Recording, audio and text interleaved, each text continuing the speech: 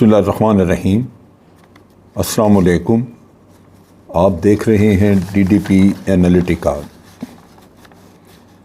آج پورے ملک میں ایک ہنگامی کیفیت طاری ہے۔ PTI کے ورکر، ان کے لیڈرز وہ اسلام آباد کی طرف روانہ ہیں، لیکن ان کے راستے میں ہر طرح کی رکاوٹیں کھڑی کی جا رہی ہیں، اور یہاں تک کہ بعض جگہوں پہ تو بھرپور طاقت کا استعمال کیا گیا اور ورکرز کو روکنے کی کوشش کی گئی۔ خصوصی طور پہ پنجاب میں پولیس کو غالباً ایسے احکامات دیے گئے ہیں کہ وہ ہر طرح کا تشدد کرنے پہ تیار ہیں۔ نتیجہ یہ ہے کہ وہاں پہ آپ نے دیکھا یاسمین راشد اپنے ساتھیوں کے ساتھ وہ اپنی گاڑی میں آنا چاہ رہی تھیں، ان کی گاڑی کے شیشے توڑ دیے گئے اور ان خواتین کو زور زبردستی سے روکنے کی کوشش کی گئی۔ بہت سارے لوگ تو نکل گئے، مگر بہت سارے ابھی راستے میں موجود ہیں۔ پنجاب میں خاص طور پہ لاہور میں صورتحال خاصی خراب ہے۔ لوگ اسلام آباد کی طرف جانے والے رستوں پہ جمع ہیں، اور اتنی شدید گرمی کے باوجود لگتا نہیں کہ PTI کے ورکر وہ اپنے ارادے سے باز آئیں گے۔ راوی ٹول پلازا جو ہے وہ خاص طور پہ میدان جنگ بنا ہوا ہے۔ وہاں پہ کئی دفعہ آنسو گیس وغیرہ بھی پھینکی گئی پولیس کی طرف سے، اس کے باوجود وہاں پہ ہجوم موجود ہے۔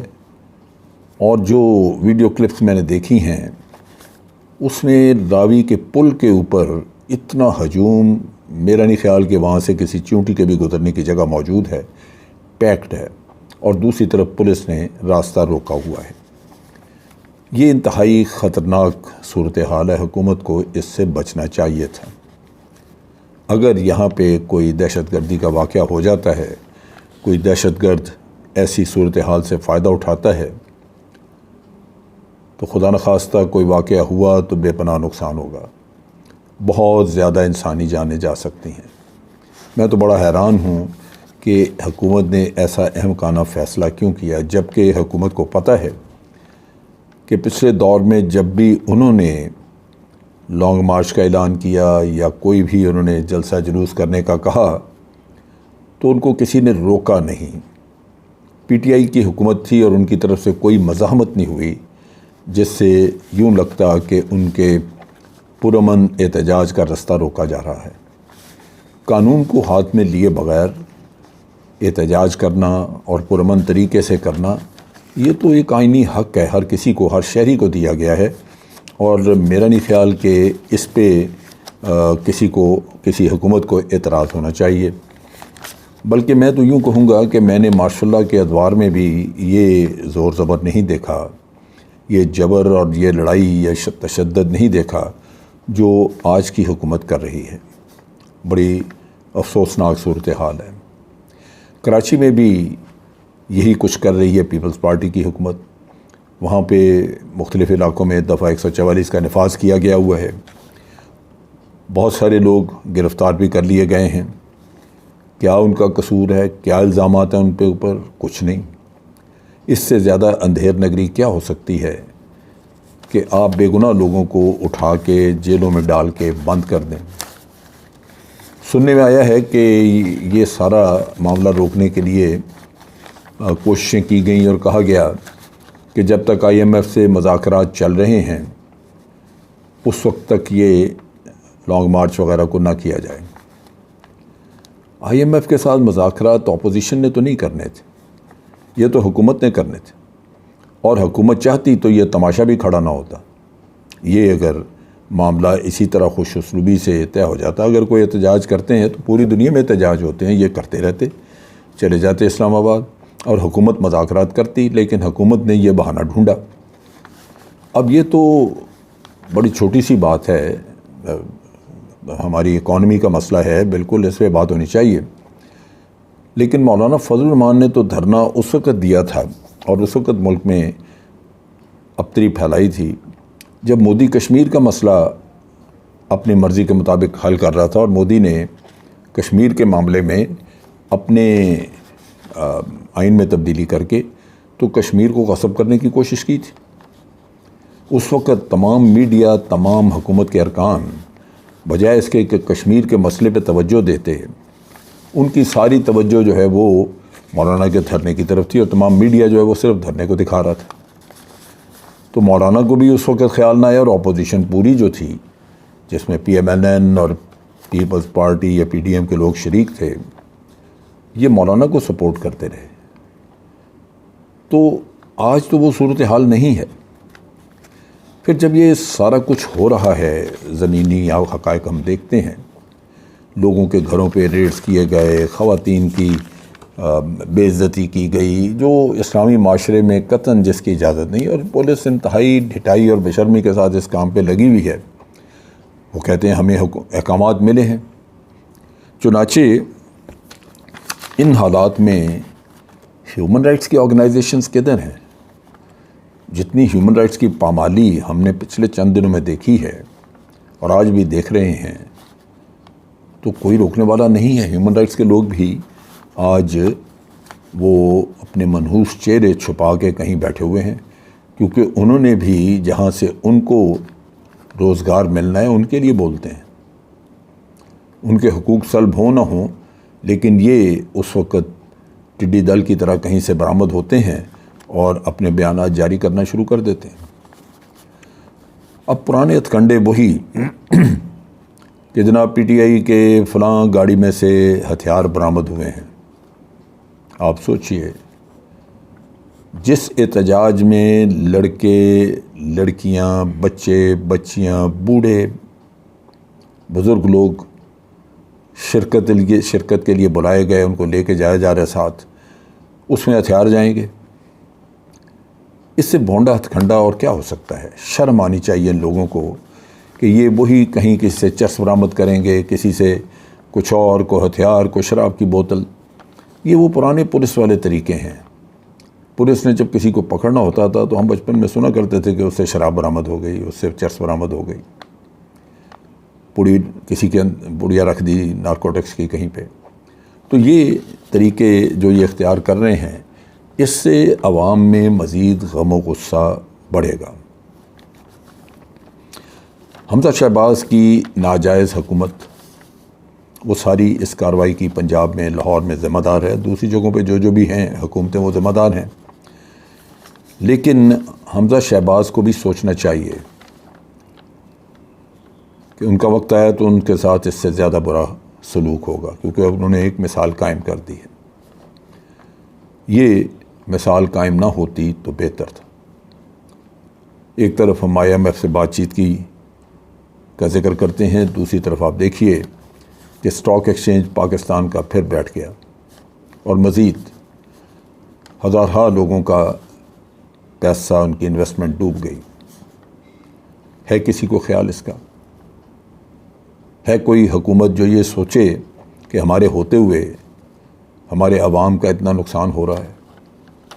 اگر وہ مورد الزام ٹھہرائیں عمران خان کو، تو میں سمجھتا ہوں کہ اس میں کوئی لاجک نہیں ہوگا۔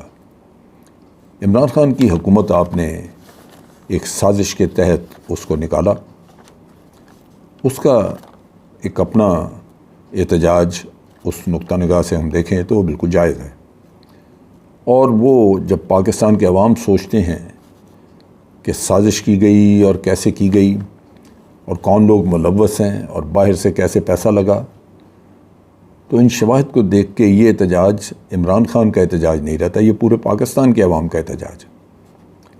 لہٰذا اس احتجاج کو، جو کہ ایک عوامی احتجاج ہے، اس کو روکنا، اس سے صرف ایک ہی رستہ آگے بنتا ہے، اور وہ ہے انقلاب کا۔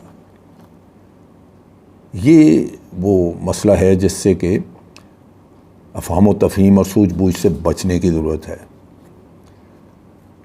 یہ میرا مشاہدہ ہے کہ بعض اوقات حالات سطحی طور پہ کنٹرول میں نظر آتے ہیں، لیکن جب عوام سمجھتے ہیں کہ ان کے حقوق سلب ہو گئے اور ان کے پاس کوئی اور رستہ نہیں رہا اپنے حقوق حاصل کرنے کا، تو پھر وہ انقلاب کی طرف بڑھتے ہیں۔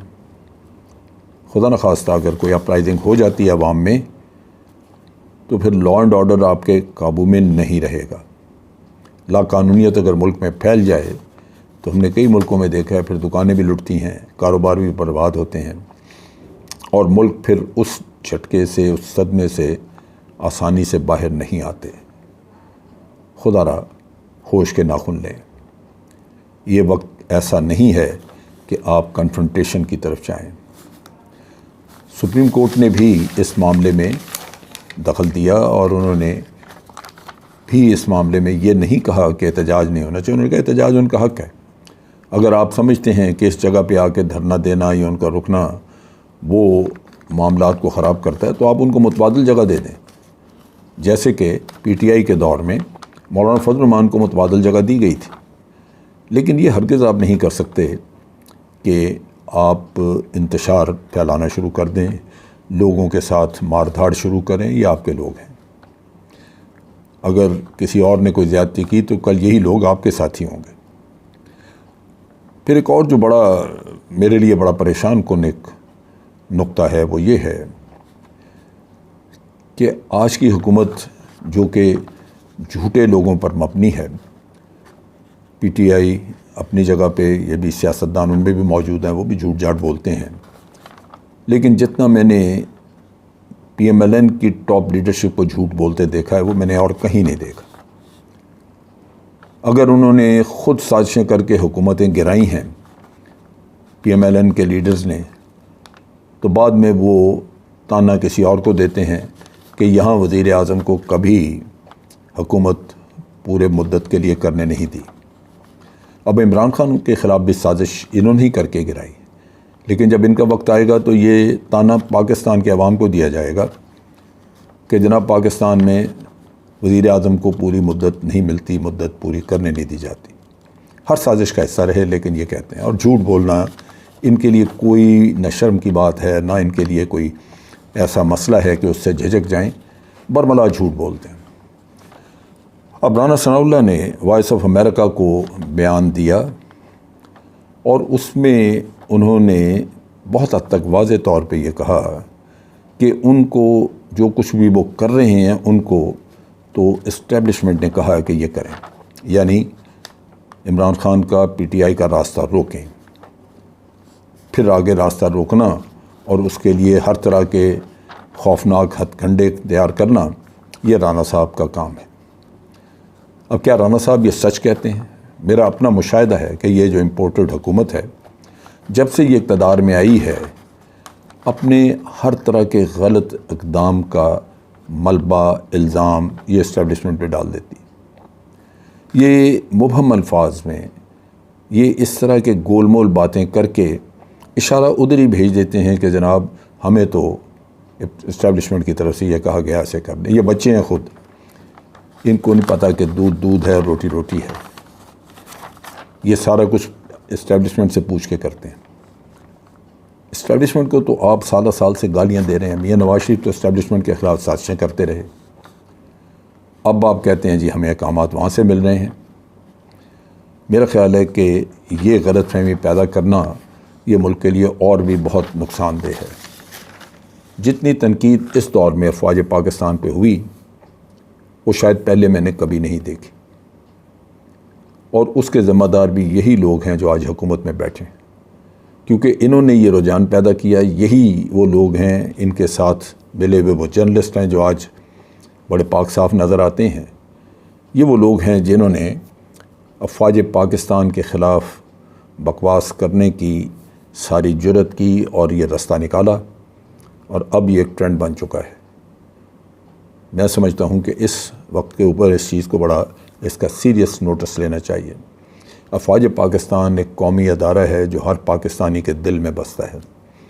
اس کی لیڈرشپ، افواج پاکستان کی لیڈرشپ نہ صرف افواج پاکستان کے لیے مقدم ہے، بلکہ تمام عوام اس کو اس سے دل کی گہرائی سے اس کی قدر کرتے ہیں۔ لیکن یہ وہ مطلب پرست سیاستدان ہیں جو اپنی ہی افواج کی اب بے توقیری کر کے اپنے ملک کا دفاع کمزور کر رہے ہیں۔ میں سمجھتا ہوں کہ اس کا نوٹس لینا چاہیے، اور فوری طور پہ پاکستان کی افواج کی طرف سے ریئیکشن آنا چاہیے تاکہ اس ٹرینڈ کو روکا جائے، اور ایسے مطلب پر سیاستدان جو فیصلے خود کر کے اس کی ذمہ داری اپنے کندھوں پہ نہیں لیتے، ان کا کلا کما کیا جانا چاہیے۔ آج کے لیے اتنا ہی۔